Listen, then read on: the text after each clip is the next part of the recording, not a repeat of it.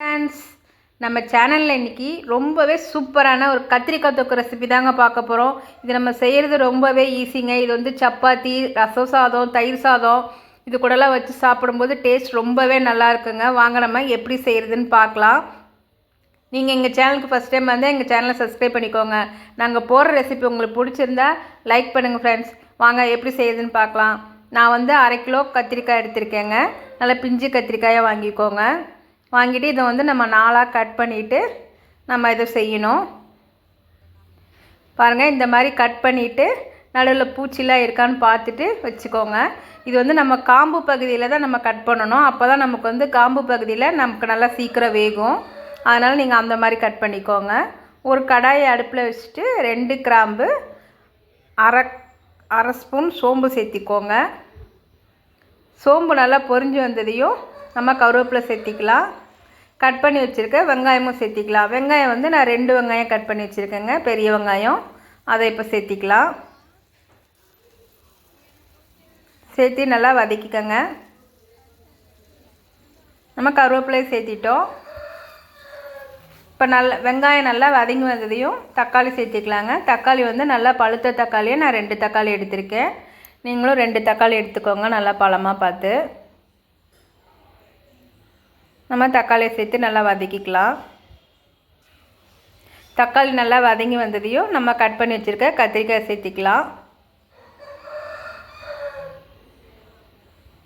கத்திரிக்காய் கட் பண்ணி ரொம்ப நேரம் வச்சுருக்கக்கூடாதுங்க. நம்ம எப்போ செய்கிறோமோ அப்போ வந்து ஒரு 5 நிமிஷம் இருக்கும்போது நம்ம கட் பண்ணாலே நமக்கு சரியாக இருக்கும். இல்லாட்டி நேரம் நமக்கு மாறி வந்துடும். இப்போ கட் பண்ணி வச்சுருக்க கத்திரிக்காய் எல்லாத்தையும் நம்ம சேர்த்திக்கலாம்.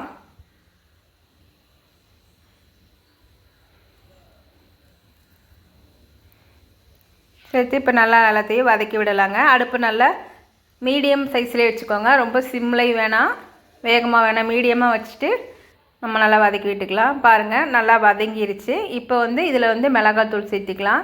நான் வந்து தனி மிளகாய்த்தூள் வந்து 1/2 ஸ்பூன் சேர்த்திருக்கேங்க. அதே மாதிரி மல்லித்தூள் 1/2 ஸ்பூன் சேர்த்திருக்கேன். கறி மசால் பவுட்ரு அது 1/2 ஸ்பூன் சேர்த்திக்கோங்க. மஞ்சள் பொடி சேர்த்துட்டு இப்போ நம்ம நல்லா வதக்கி விட்டுக்கலாம். அடுப்பு கொஞ்சம் இப்போ நம்ம சிம்மில் வச்சிடலாங்க. இப்போ நான் வந்து 1/2 மூடி தேங்காய் சின்ன சின்னதாக கட் பண்ணி எடுத்திருக்கேன். நீங்கள் எந்த மாதிரி கட் பண்ணி எடுத்துக்கலாம், இல்லை துருவி சேர்க்கறனாலும் சேர்த்திக்கலாம். 1/2 மூடி தேங்காய் எடுத்துக்கோங்க. மிக்ஸி ஜாரில் சேர்த்துட்டு இப்போ நான் சோம்பு 1/2 ஸ்பூன், 2 கிராம்பு எடுத்திருக்கேங்க. அதையும் நம்ம சேர்த்திக்கலாம். இதோட நிலக்கடலைங்க, இது வந்து வறுத்த நிலக்கடலை. இது வந்து 3 ஸ்பூன் அளவு சேர்த்திருக்கேங்க. தோல் எடுத்துகிட்டு நான் 3 ஸ்பூன் அளவு சேர்த்திருக்கேன்.